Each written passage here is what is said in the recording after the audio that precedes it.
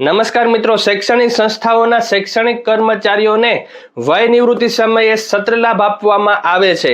તો મિત્રો, કયા પરિપત્ર મુજબ તેમને સત્ર લાભ આપવામાં આવે છે, પરિપત્રમાં શું ઉલ્લેખ કરવામાં આવેલો છે, તેમને કયા કયા લાભ મળવા પાત્ર થાય છે કે નહીં, તેની ચર્ચા આપણે આજના વિડીયોમાં જોવાની છે. તો વિડીયો પૂરો જોજો, જેથી કે તમને પૂરી માહિતી મળી જશે. તો ચાલો આજનો વિડીયો શરૂ કરીએ.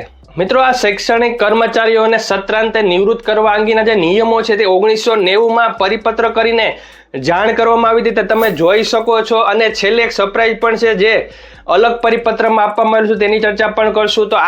તો આ જે પરિપત્ર છે તે તમે જોઈ શકો છો, જેમાં 24/4/1990ના પરિપત્ર મુજબ પ્રથમ ફકરાના અંતમાં લખવામાં આવેલું છે કે તારીખ 19/5/1988ના ઠરાવ ફકરા 1ની છઠ્ઠી લીટીથી શરૂઆત કરી શૈક્ષણિક કર્મચારીઓને નિવૃત્તિની ખરેખરી તારીખે નિવૃત્ત કરી ત્યારબાદ જે સત્રના અંત સુધીમાં સેવામાં પુનઃ નિયુક્તિના ધોરણે ચાલુ રાખવાનું આથી ઠરાવવામાં આવે છે. હવે મિત્રો, અહીંયા 1988ના પરિપત્રની વાત કરવામાં આવી છે, તો તે જ પરિપત્ર પણ તમારી સામે આવી રહ્યો હશે કે જેમાં તમે જોઈ શકો છો કે જે પરિપત્ર છે તેમાં સત્રાંતે નિવૃત્તિની વાત કરવામાં આવી છે અને તેમાં તમામ જે કર્મચારીઓ છે તેમના હોદ્દાઓનો પણ ઉલ્લેખ કરવામાં આવેલો છે. તો આ જે શિક્ષણ વિભાગ દ્વારા પરિપત્ર કરવામાં આવેલો છે તેને અનુસંધાને નીચે રાજકોટ જિલ્લાનો પણ ઉલ્લેખ કરવામાં આવેલો છે.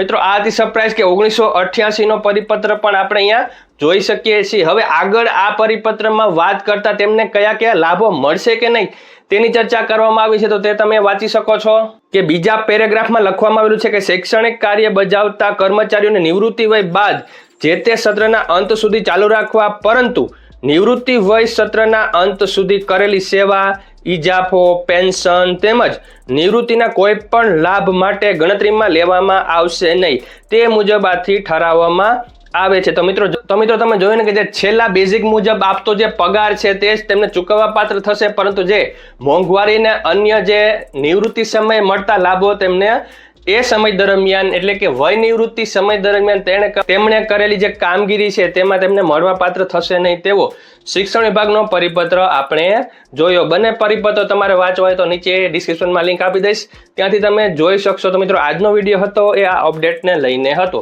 વિડીયો કેવો લાગ્યો જરૂર કહેજો. વિડીયો ગમે તો લાઈક કરી દેજો, ચેનલ સબસ્ક્રાઇબ કરી બેલ આઇકોન દબાવી દેજો, જેથી કે તમને નવા નવા અપડેટ્સ મળતા રહે. Thank you very much. જય શ્રી કૃષ્ણ.